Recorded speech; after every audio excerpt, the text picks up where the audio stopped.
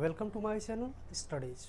Friend, we are going today study class 10th mathematics chapter first called real number.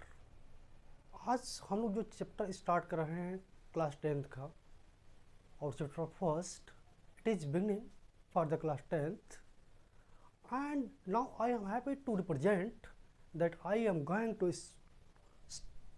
going to start now mathematics of class 10th. Okay तो जो chapter है वो है real number और real number के अंदर हमें कई टॉपिक्स पढ़ने हैं। तो जो पहला टॉपिक है वो खुद इंट्रोडक्शन है, it means something about real number. दूसरा जो हमें पढ़ना है वो है यूक्लिड्स डिवीजन लेमा और तीसरा जो हम लोग को पढ़ना है वो है फंडामेंटल थ्योरम ऑफ अर्थमेटिक। हम ये आशा करते हैं कि आज ये 3 टॉपिक पढ़ लेंगे और इसके साथ फिर हम नेक्स्ट वीडियो में आगे बढ़ेंगे। अब देखिए, कोशिश के साथ आगे बढ़ते हैं और देखते हैं कि क्या ये तीनों टॉपिक कवर हो पाता है या नहीं हो पाता है।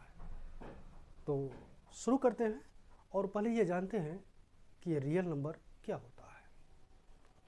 तो जैसा कि हमें पता है कि ये जो नंबर्स हैं, क्या ये जो नंबर्स होते हैं, ये नंबर्स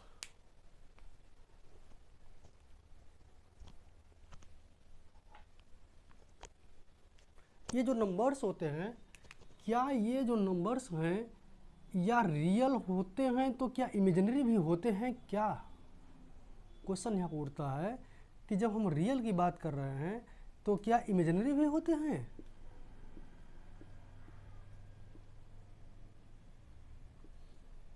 जब वास्तविक की बात करते हैं तो क्या ये काल्पनिक भी होते हैं?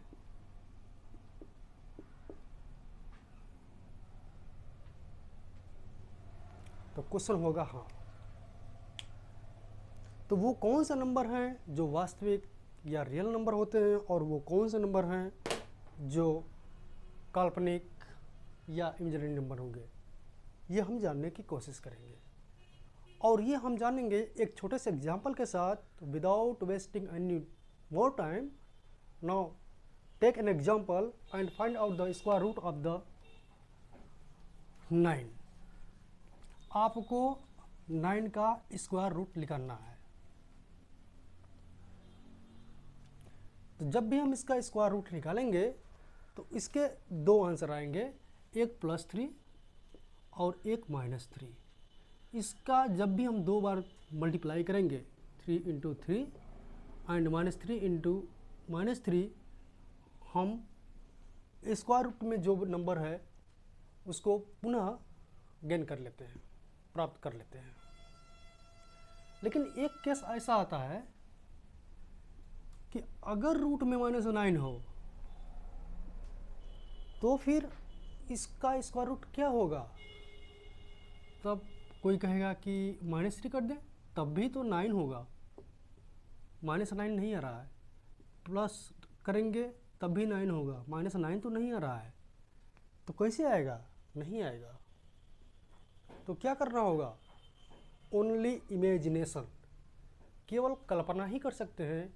इस प्रकार के जो नंबर्स होते हैं, ये नंबर्स रियल नंबर लाइन पे प्लॉट नहीं किए जा सकते। ये काल्पनिक नंबर होते हैं और हम केवल कल्पना ही कर सकते हैं और इनको नंबर लाइन पे हम प्लॉट नहीं कर पाते हैं। तो इस तरह के नंबर्स, एक और एग्जांपल लेते हैं और फिर देखते हैं। हम क्यों रूट निकाल रहे हैं -81 का या 27 का, तो ये आपका बनेगा -3 × -3 × -3।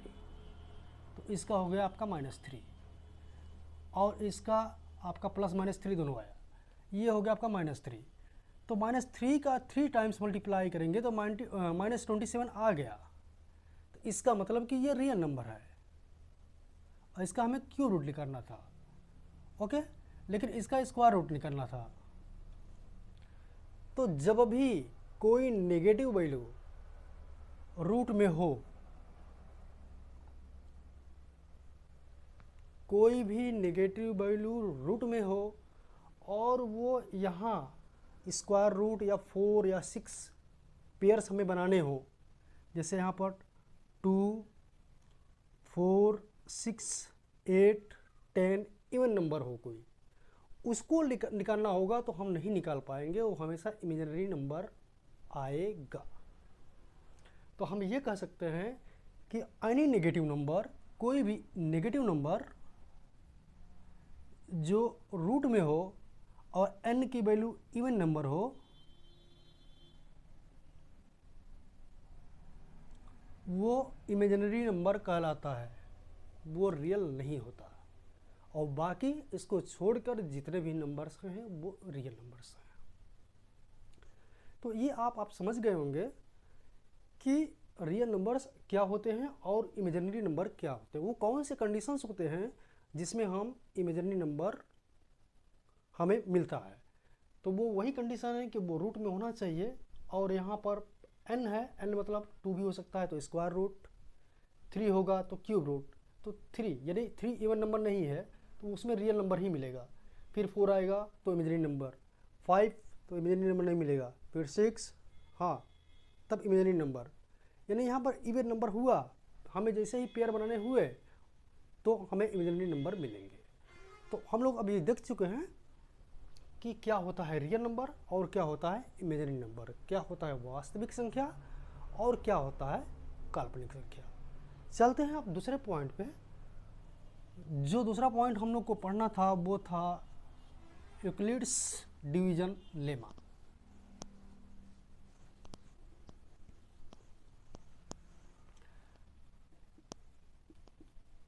Euclid's division lemma.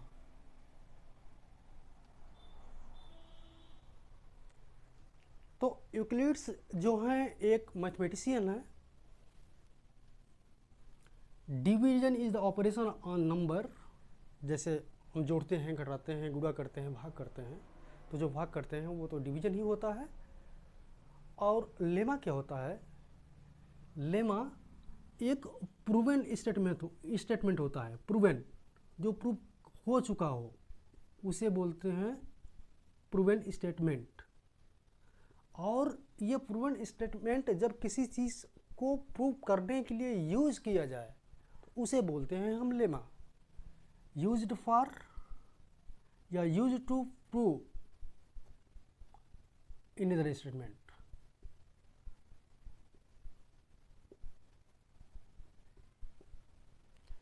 तो यहाँ पे लेमा का मतलब ये है कि कोई प्रूवन स्टेटमेंट है जो यूज़ किया जा रहा है किसी दूसरे स्टेटमेंट को प्रूव करने के लिए, उसे बोलते हैं हम लेमा।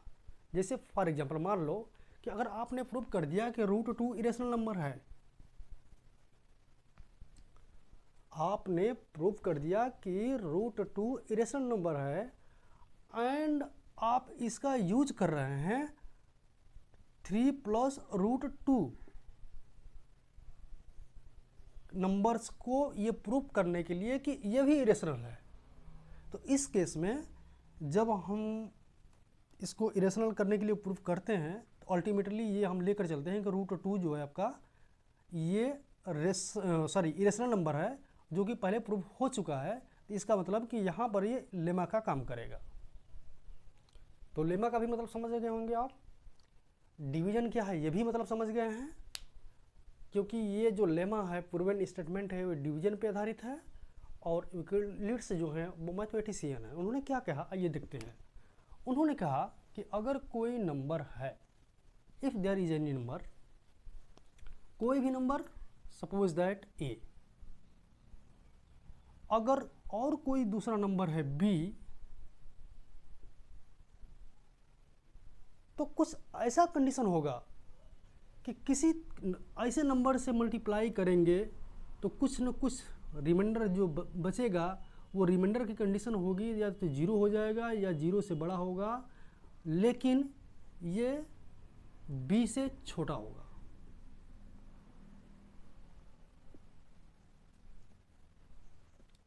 उन्होंने कहा कि एक नंबर ए है और एक नंबर बी है, तो क्यू एक ऐसा और आर एक ऐसा नंबर होता है कि बी क्यू का मल्टीप्लाई करने के बाद जो आर आता है या तो वो जीरो होगा या जीरो से बड़ा होगा, लेकिन बी से छोटा ही होगा। जैसे मान लीजिए कि हम दो नंबर लेते हैं, एक लेते हैं 45 और एक लेते हैं 17। अब 17 और 45 के बीच का जो रिलेशन हमें बनाना है, उसमें हमें एक कोई नंबर हमें क्यों लेना पड़ेगा। जैसे मान लीजिए 17 3 जा 51, तो हम 3 जा नहीं ले सकते, तो 17 2 जा 34, तो 34 एंड 6 45 11 बचा, तो प्लस 11। तो यहाँ पे जो भी नंबर आएगा ये 17 से छोटा ही होगा या जीरो के बराबर होगा। जीरो और 17 के बीच में ही होगा, जिसमें जीरो भी हो सकता है। और एक नंबर एग्जिस्ट करेगा क्यू, और ये हो गया बी, ये हो गया आर और ये हो गया ए। तो इस तरीके से हम ये देखते हैं कि इनका जो स्टेटमेंट्स है वो ऑलरेडी है, क्योंकि हम 17 का टेबल ऐसा करेंगे कि ये 45 से ऊपर जाए ना। हाँ, एक नंबर है क्यू की वैल्यू 2 होगी और ये आर भी होगा जो जीरो से बड़ा होगा, लेकिन 17 से छोटा होगा, क्योंकि 17 के बराबर हो ही नहीं सकता। अगर होता तो 3 टाइम्स ले जाते। आप 17 पहुंचाएंगे 34 प्लस 17, तो ये हो गया 51 जो 3 टाइम्स चला जाता।